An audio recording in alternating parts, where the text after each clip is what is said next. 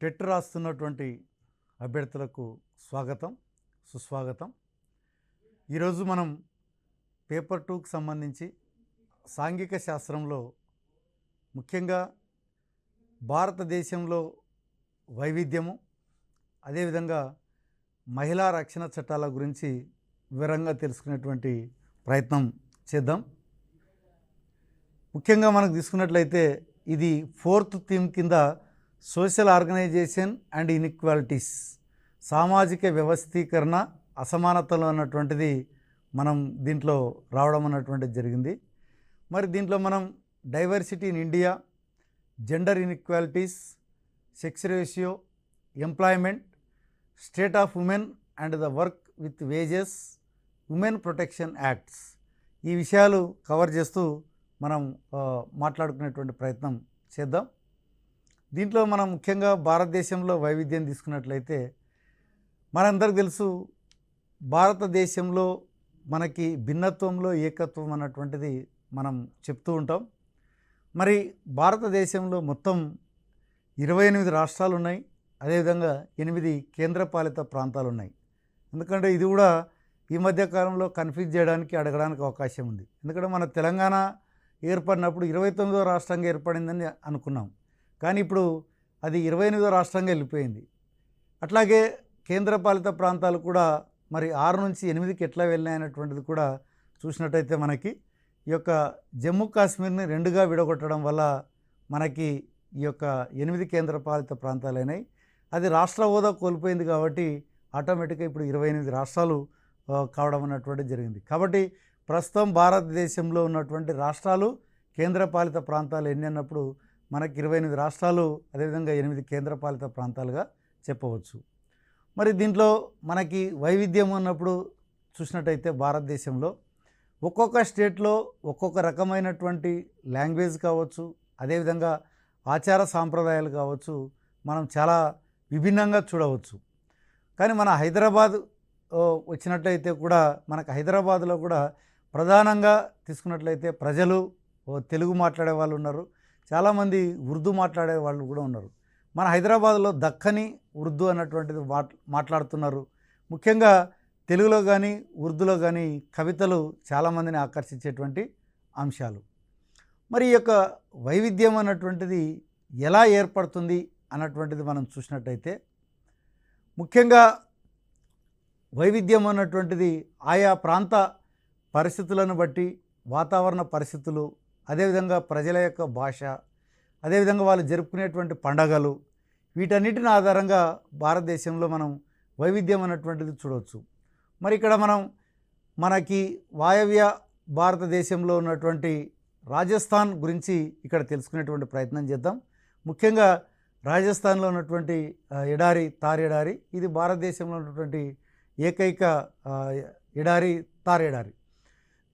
ముఖ్యంగా మనం తీసుకున్నట్లయితే ఈ యొక్క ఇరాన్, ఆఫ్ఘనిస్తాన్కి వెళ్ళాలంటే మనకి ఈ యొక్క థార్ ఎడారి గుండనే వెళ్ళాల్సినటువంటి అవసరం ఉంది. ముఖ్యంగా మార్వార్ ప్రాంతంలో వెళ్ళడానికి కూడా ఈ యొక్క థార్ ఎడారినే ఉపయోగించుకోవడం అన్నటువంటిది జరిగింది. అంటే ఆ రోజుల్లో సరిహద్దులు దాటడానికి ఈ యొక్క థార్ ఎడారి గుండా వాళ్ళు ఆయా దేశాలకు వెళ్ళేటువంటి వాళ్ళు. ముఖ్యంగా మనం చూసినట్టయితే థార్ ఎడారిలో చుట్టూ కూడా బాగా అభివృద్ధి చెందినటువంటి పట్టణాలు వెలిసినాయి. ముఖ్యంగా జైసల్మీర్, బికనీర్, జోధ్పూర్ అన్నటువంటి పట్టణాలు వెలవడం జరిగింది. ఇవి ముఖ్యంగా చూసినట్టయితే బికనీర్ అన్నటువంటిది అత్యంత జనసాంద్రత కలిగినటువంటి నగరం. మరి ఇది దేనికి ప్రసిద్ధి అంటే మిఠాయిలు, చిరుతిళ్లకు ఇది బాగా ప్రసిద్ధిగాంచినటువంటి నగరం. రెండవ నగరంగా తీసుకున్నట్లయితే సిక్కిం, ఇది మనకు తెలుసు ఈశాన్య రాష్ట్రాల్లో మనకి ఇది ఉన్నటువంటి నగరం, రాష్ట్రం. ముఖ్యంగా ఇది మనకి బార్డర్గా ఉన్నటువంటి స్టేట్. ఇది చైనాకు కానీ మనకి నేపాల్కి దగ్గరగా ఉన్నటువంటి స్టేట్ ఇది. దీంట్లో మనకి కాంచనగంగా అన్నటువంటి శిఖరం, ఎత్తైన శిఖరాల్లో రెండవది. మనకి కాంచనగంగా ఇది సిక్కింకి చాలా దగ్గరగా ఉంది. అట్లాగే నేపాల్, భూటాన్, టిబెట్ అంటే ఇప్పుడు అది చైనా ఆధ్వర్యంలో ఉంది కాబట్టి ఈ 3 దేశాలకి ఇది సరిహద్దుగా కూడా మనం చెప్పవచ్చు. అట్లాగే ప్రజలు కూడా 11 భాషలు మాట్లాడేటువంటి ప్రజలు మనం సిక్కింలో చూడవచ్చు.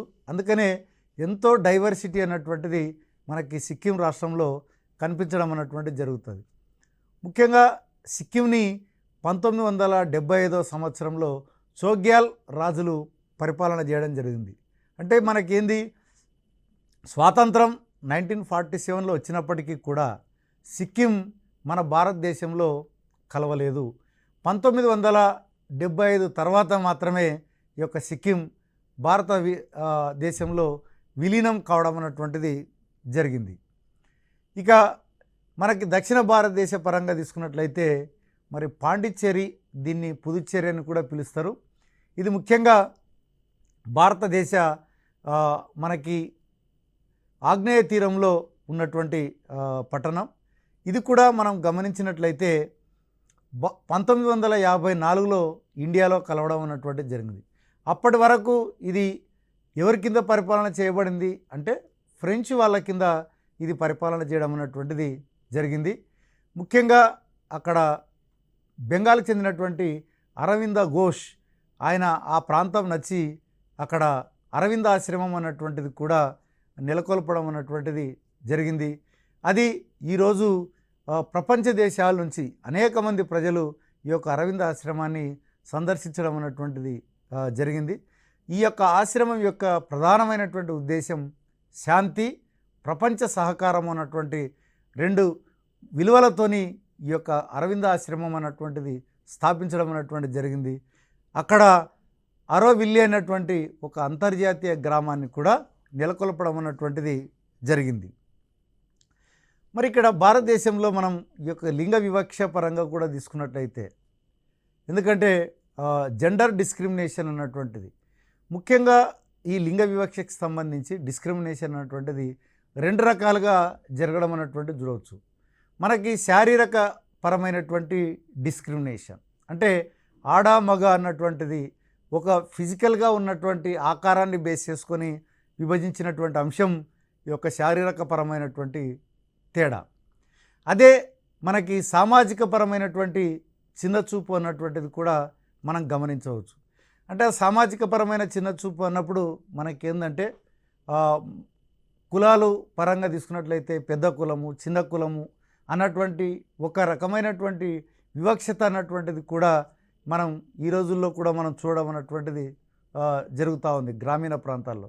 కాబట్టి ఇక్కడ లింగ వివక్షత అన్నటువంటిది ఒకటేమో శారీరక పరమైనటువంటి తేడా, రెండవది మనం తీసుకున్నట్లయితే మన యొక్క ఆలోచన విధానంలో ఉన్నటువంటి తేడా ఈ యొక్క సామాజిక పరమైనటువంటి చిన్న చూపు అన్నటువంటిది.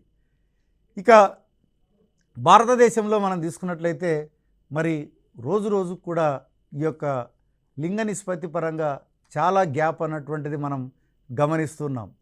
అంటే మనకి 1951 సంవత్సరంలో ప్రతి 1000 మంది పురుషులకు 946 మంది స్త్రీలు ఉండేవాళ్ళు. కానీ 1981కి వచ్చేటప్పటికి ప్రతి 1000 మంది పురుషులకు 934 మంది స్త్రీలు మాత్రమే ఉన్నారు. అట్లాగే 2011కి వచ్చేటప్పటికి ప్రతి 1000 మంది పురుషులకు 940 మాత్రమే ఉన్నారు. మరి ఇక్కడ అక్షరాస్యత పెరిగింది, అదేవిధంగా సైన్స్ అండ్ టెక్నాలజీ పెరిగింది, వైద్య సదుపాయాలు పెరిగినాయి. కానీ మరి ఈ యొక్క స్త్రీల పరిస్థితిలో మాత్రం మార్పు లేదు. అంటే ఏ రోజైతే మనకి స్వాతంత్రం పొందినటువంటి కాలంలో మాత్రమే ఈ యొక్క స్త్రీ పురుష నిష్పత్తి కొంత మెరుగ్గా ఉండడం గమనించవచ్చు. కానీ ఇంత పెరిగినా కూడా, ఇన్ని మార్పులు చోటు చేసుకున్నా కూడా ఇప్పటికీ ఈ యొక్క భారతదేశంలో మహిళల సంఖ్య చాలా తక్కువనే ఉండడం అన్నటువంటిది మనం గమనించవచ్చు. కాబట్టి ఇక్కడ మీరు గమనించాల్సినటువంటి అంశం ఏంటంటే ఏ సంవత్సరంలో ఎంతమంది పురుషులకు ఎంతమంది స్త్రీలు ఉన్నారన్నటువంటిది కూడా మీరు గుర్తుపెట్టుకోవాల్సినటువంటి అవసరం ఉంది. అలాగే మనకి తెలంగాణలో తీసుకున్నట్లయితే మరి భారతదేశంలో పరిస్థితి చూసాం. తెలంగాణలో తీసుకున్నట్లయితే మనం కొంతవరకు భారతదేశ పరిస్థితి కంటే కూడా తెలంగాణ పరిస్థితి కొంత మెరుగ్గా ఉందనే చెప్పవచ్చు. ఎందుకంటే 1991లో 1000 మంది పురుషులకు 969 మహిళలు ఉండడం మనం గమనించవచ్చు. 2011కు వచ్చేటప్పటికి ఏంటంటే 1000 మంది పురుషులకు 988 ఉంది. నిజంగా ఇది చాలా గర్వించదగ్గ విషయం.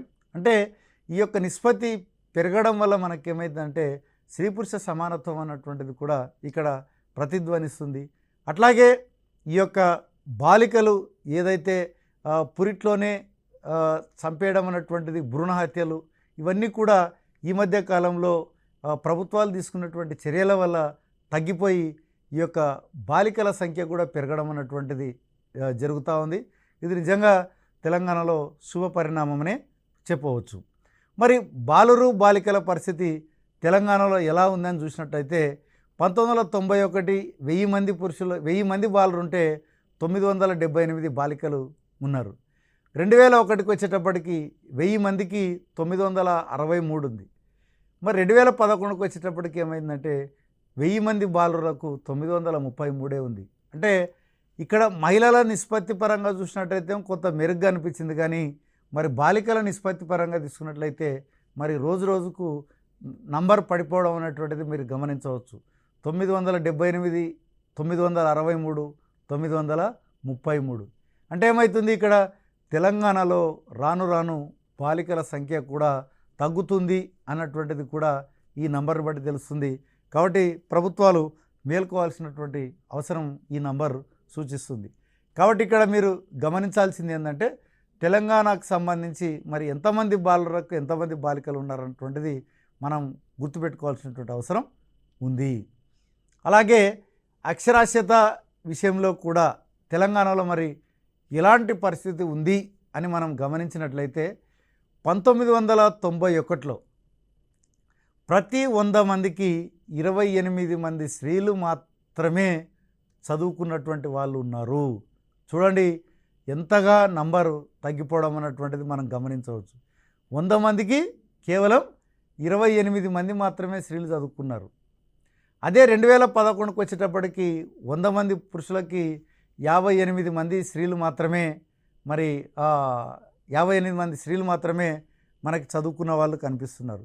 అదే పురుషులకు వచ్చేటప్పటికి ఏమవుతుందంటే 52 నుంచి 75% పెరుగుదల గమనించడం అన్నటువంటిది జరగవచ్చు. అంటే ఇక్కడ ఏమవుతుంది, స్త్రీల అక్షరాస్యత శాతం ఏమో తక్కువ రేటులో పెరుగుతుంటే పురుషుల అక్షరాస్యత శాతం మాత్రం ఎక్కువ రేటులో పెరగడం అన్నటువంటిది మనకి డేటాను బట్టి అంచనా వేయవచ్చు.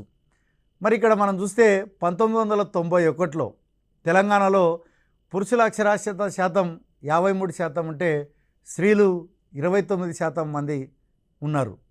అట్లాగే 2001కి వచ్చేటప్పటికి ఏమైందంటే 68% పురుషుల అక్షరాస్యత ఉంటే 46% స్త్రీల అక్షరాస్యత ఉంది. అట్లాగే 2011కి వచ్చేటప్పటికి పురుషుల అక్షరాస్యత శాతం 75 ఉంటే స్త్రీల అక్షరాస్యత శాతం 58 మంది ఉండడం గమనించవచ్చు. అంటే ఏదైతే పురుషుల అక్షరాస్యత శాతం పెరిగినంతగా స్త్రీల అక్షరాస్యత శాతం పెరగడం లేదు. అంటే ఇక్కడ ఏమి స్త్రీ పురుష సమానత్వ దిశగా ప్రభుత్వాలు కానీ మనం కానీ ఆలోచించినప్పుడు ఏంటంటే పురుషులలో ఉన్నంతగా పెరుగుదల రేటు స్త్రీలలో లేకపోవడం అన్నటువంటిది మనం చాలా స్పష్టంగా గమనించవచ్చు. అట్లాగే మనం చూసినట్లయితే స్త్రీల పరంగా చూసినట్లయితే మరి వ్యవసాయ రంగంలో 10 మంది పొలాల్లో పనిచేస్తే దాంట్లో 8 మంది స్త్రీలే ఉండడం అన్నటువంటిది కూడా గమనార్హం. కాబట్టి ఇక్కడ ఏ రకంగా చూసినా స్త్రీ అన్నటువంటి వ్యక్తి ఈ యొక్క వివక్షతకు లోను కావడం అన్నటువంటిది మనం గమనిస్తూనే ఉన్నాం. అందుకనే ప్రభుత్వాలు స్త్రీలకు కూడా సముచితమైనటువంటి స్థానం కల్పించి వాళ్ళ యొక్క పరిస్థితిని మెరుగుపరచడానికి, ముఖ్యంగా రాజకీయ రంగంలో స్త్రీలు కూడా రాణించడానికే ప్రభుత్వాలు స్థానిక సంస్థల్లో 50% రిజర్వేషన్లు ఇవ్వడం అన్నటువంటిది కూడా ఒక మంచి శుభ పరిణామం. అయినప్పటికీ కూడా ఇప్పటికి కూడా స్త్రీల యొక్క శాతం పెరగడం లేదన్నటువంటిది కూడా గమనించవచ్చు. ఎందుకంటే లోక్సభ మనం తీసుకున్నట్లయితే ఇప్పటికి కూడా 8% మించి ఈ యొక్క స్త్రీల ఎంపీలు లేకపోవడం అనేటువంటిది కూడా మనం గమనిస్తూ ఉన్నాం. కానీ వారు మాత్రం ఈ యొక్క జనాభాలో సగం మంది మేము ఉన్నాం కాబట్టి సగం రిజర్వేషన్ ఇవ్వాలని కోరుతూ ఉన్నారు. ఇక మరి మహిళలకు సంబంధించి ఇంతగా వివక్షత గురవుతున్నప్పుడు మరి వాళ్ళ కొరకు ఏమైనా చట్టాలు ఉన్నాయా అని మనం ఆలోచన చేసినట్టయితే మరి చాలా చట్టాలు మహిళల కొరకు రూపొందించడం అన్నటువంటిది జరిగింది. ముఖ్యంగా మొట్టమొదట మనం తీసుకున్నట్లయితే బాల్య వివాహాల నిషేధ చట్టము 2006. మరి ఇక్కడ 2006లోనే బాల్య వివాహాల నిషేధ చట్టం చేయడం జరిగింది. ముఖ్యంగా 18 సంవత్సరాల లోపు ఉన్నటువంటి బాలికలకు వివాహాలు జరిపించడం అన్నటువంటిది చట్టరీత్యా నేరం. అయినప్పటికీ కూడా ఇప్పటికీ మనం చూస్తున్నాం చాలా మటుకు గ్రామీణ ప్రాంతాల్లో ముఖ్యంగా ఈ లాక్డౌన్ టైంలో కూడా ఎక్కువ మటుకు బాల్య వివాహాలు జరగడం అన్నటువంటిది కూడా చూడడం అన్నటువంటిది కూడా జరుగుతూ ఉంది. కానీ మరి నిషేధ చట్టం ఉంది కాబట్టి అక్కడక్కడ ఎక్కడైతే గుర్తించగలుగుతున్నారో మరి వాటిని ఆపడం కూడా మనం గమనించవచ్చు. అట్లాగే అక్రమ రవాణా నిషేధ చట్టం అన్నటువంటిది ఒకటి 1956లో చేయడం జరిగింది. మరి దీనికి 2006లో సవరణ చేయడం అన్నటువంటిది కూడా జరిగింది. అట్లాగే వరకట్న నిషేధ చట్టం 1961లో చేయడం జరిగింది. బాలల లైంగిక వేధింపుల నిరోధక చట్టం పోక్సో యాక్టు 2012లో చేయడం జరిగింది. బాల నేరస్తుల న్యాయ చట్టం 2015లో చేయడం జరిగింది. బాల కార్మికుల సవరణ చట్టం 2016లో చేయడం జరిగింది. మరి ఇక్కడ మనం చూసినట్టయితే ముఖ్యంగా ఐక్యరాజ్య సమితి మన బాలల హక్కుల అంతర్జాతీయ ఒడంబడిక 1989లో చేయడం జరిగింది. ఆ ఒడంబడిక ప్రకారం మనకేందంటే 191 దేశాలు ఆ ఒడంబడిక మీద సంతకాలు చేయడం జరిగింది. ఇక్కడ కూడా మనకి మ్యాక్సిమం బిట్టు రావడానికి అవకాశం ఉంది. బాలల హక్కుల అంతర్జాతీయ ఒడంబడిక 1989 ప్రకారం ఎన్ని సంవత్సరాలలోపు పిల్లల్ని బాలలుగా పరిగణిస్తారు అంటే 18 సంవత్సరాలలోపు వారు బాలలుగానే పరిగణిస్తారు. అట్లాగే ఆ ఒడంబడిక మీద సంతకాలు చేసిన దేశాల సంఖ్య అని కూడా అడగడానికి అవకాశం ఉంది. అప్పుడు మనం 191 దేశాలు సంతకాలు చేసినాయి కాబట్టి అది కూడా గుర్తుపెట్టుకోవాల్సినటువంటి అవసరం ఉంది. ముఖ్యంగా మనం చూసినట్టయితే బాలురు అంటే 21 సంవత్సరాలు, బాలికలు అంటే ఇక్కడ 18 సంవత్సరాలు. ఇక్కడ గమనించాల్సింది ఏంటంటే ఇప్పుడు బాల్య వివాహాల నిషేధ చట్టం ప్రకారం బాలురకు 20 సంవత్సరాలు ఉన్నా కూడా అది చట్ట ప్రకారం నేరమే అవుతుంది. అట్లాగే బాలికలకు 18 సంవత్సరాల లోపు చేసినా కూడా చట్ట ప్రకారం అది నేరమే అవుతుంది. కాబట్టి ఈ యొక్క తల్లిదండ్రులు 21 సంవత్సరాలు 18 సంవత్సరాలు నిండినటువంటి వాళ్ళకు మాత్రమే ఈ యొక్క వివాహాలు జరిపించాల్సినటువంటి అవసరం ఉంది. అంతలోపు చేసినట్లయితే చట్ట ప్రకారం శిక్షకు గురవుతారు.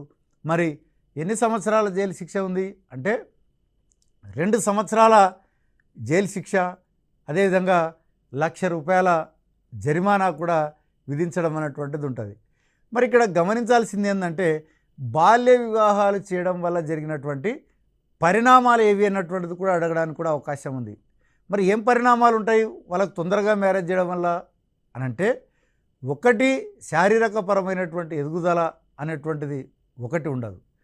రెండవది ఏంటంటే కొత్తగా మ్యారేజ్ అయ్యి అత్తవారింటికి వెళ్ళిన తర్వాత మరి కావలసినటువంటి పరిణతి రాకపోవడం వల్ల వాళ్ళు ఈ యొక్క ఒత్తిడికి లోనయ్యేటువంటి అవకాశం ఉంది. అదేవిధంగా కొత్త పరిస్థితులకు తొందరగా అడ్జస్ట్ కాకపోవడం అన్నటువంటిది కూడా జరుగుతుంది. అట్లాగే పుట్టబోయేటువంటి బిడ్డలు కూడా ఆరోగ్యంగా పుట్టేటువంటి పరిస్థితి ఉండదు. అదేవిధంగా ఇటు తల్లి కానీ అటు బిడ్డ కానీ చనిపోవడానికి కూడా అవకాశాలు ఎక్కువగా ఉంటాయి.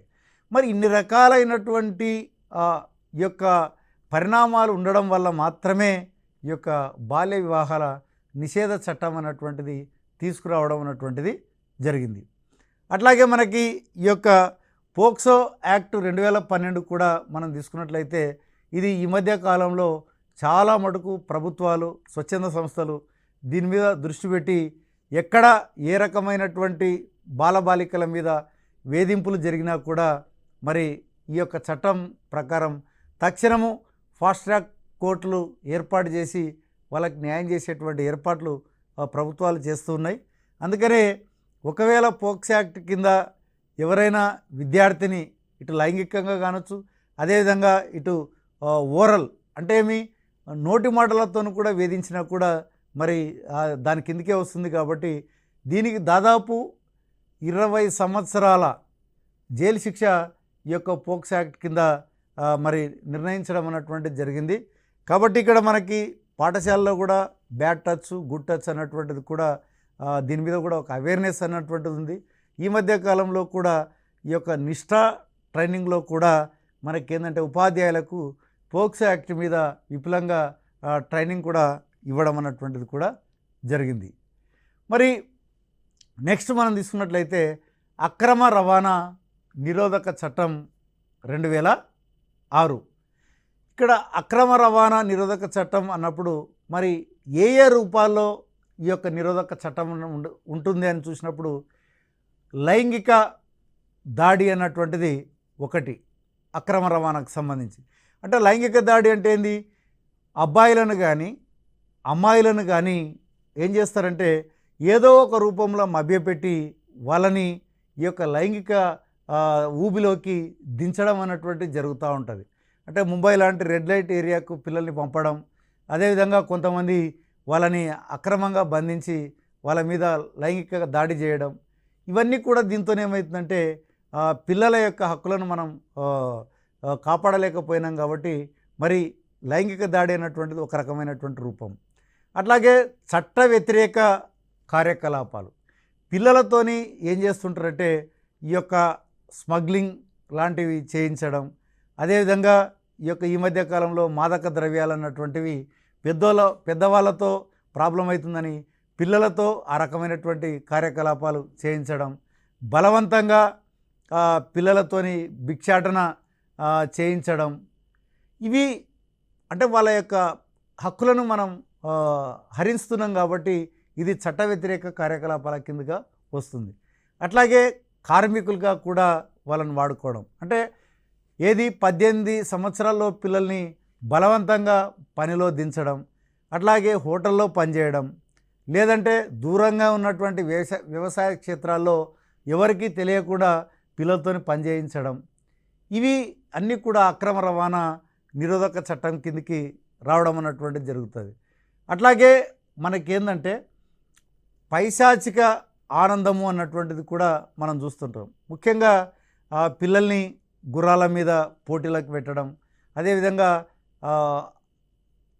మనకి చూసినట్టయితే అరబ్ కంట్రీస్లో పిల్లల్ని ఒంటెల మీద ఎక్కించి మరి వాళ్ళని విపరీతంగా ఏమంటారు దానిని వాళ్ళు అరుస్తూ ఉంటే ఆనందించడం, పైశాచిక ఆనందం అంటారు దీన్ని.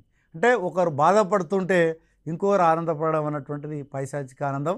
మరి ఈ అక్రమ నిరోధక చట్టం ఉన్నప్పటికీ కూడా ఇప్పటికి కూడా ఎంతోమంది పిల్లలు మనం చూస్తూ ఉంటాం పేపర్లో కనపడకుండా వాళ్ళు ఉండడం అన్నటువంటిది మనం చూస్తూ ఉన్నాం. కాబట్టి ఈ చట్టం కూడా చాలా స్ట్రిక్ట్గా ఏంటంటే 7 సంవత్సరాల జైలు శిక్ష కానీ లేదంటే జీవిత ఖైదు కానీ విధించడం అన్నటువంటిది జరుగుతుంది. ముఖ్యంగా ఇలాంటి కేసుల్లో పోలీస్ వాళ్ళకి వారెంట్ లేకుండా విచారణ చేసేటువంటి అధికారం వారికి ఉంది. యాక్చువల్గా కామన్గా ఏంటంటే ఎవరైనా సమాచారం అడిగేటప్పుడు పోలీసు వాళ్ళు మీకు వారెంట్ ఉందా అని అడుగుతూ ఉంటారు. కాబట్టి ఈ అక్రమ రవాణా నిరోధక చట్టం కింద ఎటువంటి వారెంట్ లేకుండానే ఈ విషయాలకు సంబంధించి ఈ యొక్క పోలీసులు విచారణ చేపట్టవచ్చు. కావలిస్తే అవసరమైనటువంటి సమాచారం సేకరించి అప్పుడు వాళ్ళ మీద ఏమంటారు ఎఫ్ఐఆర్ కూడా నమోదు చేయడానికి అవకాశం ఉంది. ఒకవేళ ఇది నిరూపితమైతే మాత్రం 7 సంవత్సరాల జైలు శిక్ష, జీవిత ఖైదీ పడడానికి అవకాశం ఉంది. అట్లాగే గృహహింస రూపాల కింద మనం చూడవచ్చు. మనకి ఈ మధ్య డొమెస్టిక్ వైలెన్స్ అన్నటువంటిది కూడా ఎక్కువగా జరుగుతుంది. ముఖ్యంగా లైంగిక అత్యాచారం, భౌతిక అత్యాచారం, మానసిక శోభకు గురి చేసే మాటలు, మానసిక అత్యాచారం, ఆర్థిక అత్యాచారం. మరి గృహహింస కింద కూడా మనం లైంగికంగా కూడా ఏది ఇష్టం లేకపోయినా కూడా బలవంత పెట్టడం, అట్లాగే భౌతికపరమైనటువంటి కొట్టడం, అదేవిధంగా కాల్చడం, ఇవన్నీ కూడా భౌతికపరమైనటువంటివి. అట్లాగే మానసిక క్షోభకు గురి చేసేటువంటి మాటలు, అంటే మనం అంటూ ఉంటాం సూటిపోటి మాటలతో కూడా వాళ్ళని ఒక రకమైనటువంటి హింసకు గురి చేయడం. అదేవిధంగా మానసిక అత్యాచారం అని అంటే ఇక్కడ వాళ్ళని మానసికంగా వాళ్ళకి ఎటువంటి ఇష్టం లేకపోయినా కూడా వాళ్ళని మాటలతోని, అదేవిధంగా అసభ్యకరమైనటువంటి పదజాలంతో వాళ్ళని అత్యాచారం చేయడం కిందకే వస్తుంది. ఆర్థిక అత్యాచారం అన్నప్పుడు కూడా ఏంటంటే వాళ్ళకి ఇష్టం లేకపోయినా కూడా బలవంతంగా ఊబిలోకి దింపడం, ఇవన్నీ కూడా దానితోని వాళ్ళు ఆదాయాన్ని సమకూర్చుకోవాలని ప్రయత్నం చేయడం అన్నటువంటిది కూడా ఆర్థిక అత్యాచారం కిందికి వస్తుంది.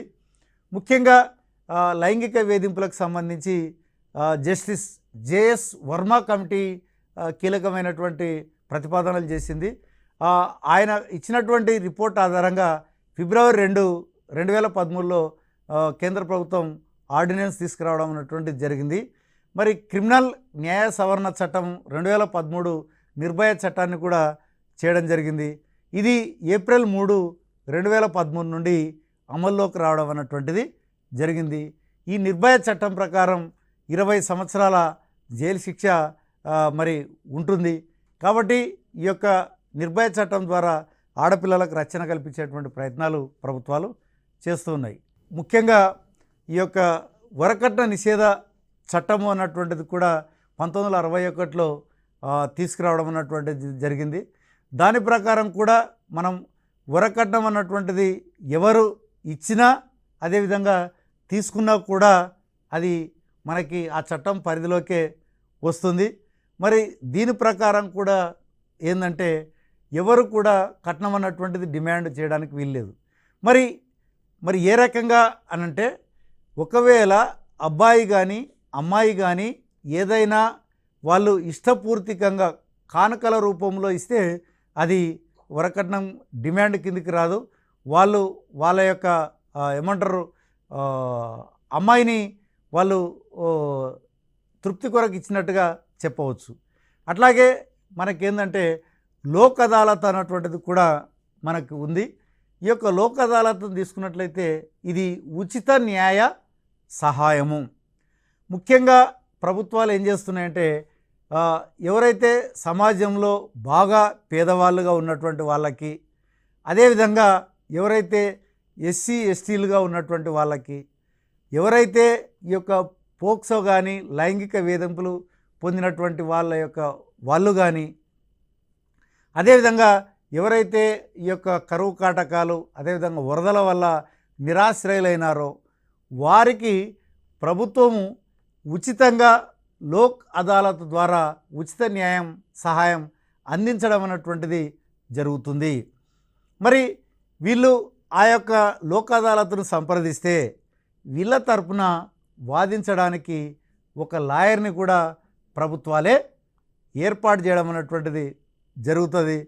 అట్లాగే మరి కోర్టు కేసులకు సంబంధించి కూడా మనం చూసినట్టయితే దానికి అయ్యేటువంటి ఖర్చు అంతా కూడా ఈ యొక్క ప్రభుత్వాలే మరి భరించి వాళ్ళకు ఉచిత న్యాయం అందించేటువంటి ఏర్పాట్లు చేస్తూ ఉంది. కాబట్టి మహిళలకు ఉన్నటువంటి హక్కులు ఎంత ముఖ్యమో మరి ఆ హక్కులను కాపాడడం కూడా అంతే ముఖ్యము. కాబట్టి ఇక్కడ మీరు గమనించినట్లయితే లోక్ అదాలత్ అన్నటువంటిది వీరికి సహాయం చేస్తుంది అని ప్రశ్న వచ్చినప్పుడు మనకి ఏమంటారు లైంగికంగా వేధింపబడినటువంటి వాళ్ళు అని అడగొచ్చు. లేదంటే కనుక ఇంకా మిగతా వేరే ఆప్షన్లు ఇచ్చి మరి లైంగికంగా వేధింపబడిన వారికి ఉచితంగా ఈ యొక్క న్యాయ సహాయం అందించడం జరుగుతుంది. అట్లాగే ఎస్సీ ఎస్టీలకు కావచ్చు, అట్లాగే మనకి ఈ యొక్క వరదలకు సంబంధించి బాధితులకు కావచ్చు, వీళ్ళందరూ కూడా సహాయం చేయడం అన్నటువంటిది జరుగుతుంది. కాబట్టి మనం ఈ యొక్క సెషన్లో ముఖ్యంగా భారతదేశంలో వైవిధ్యం అన్నటువంటిది ఏ రకంగా ఉంది అంటే తారేడారి, పాండిచ్చేరి, సిక్కిం రాష్ట్రాలు, అట్లాగే మహిళలకు సంబంధించినటువంటి చట్టాలు ఏమున్నాయి, మరి వాళ్ళకి ఏ రక్షణలు కల్పిస్తున్నాయి, మరి దానికి ఉన్నటువంటి శిక్షలకు సంబంధించి కూడా చాలా డీటెయిల్గా చర్చించుకోవడం ఉన్నటువంటి జరిగింది. మరి ఈ యొక్క టీశాట్ ప్రసారాలు రెగ్యులర్గా చూడండి, మంచి మార్కులు పొందండి. మరి మరొక కంటెంట్తో మీ ముందుకు వచ్చేటువంటి ప్రయత్నం చేస్తాం. మరి అంతవరకు సెలవు, నమస్కారం.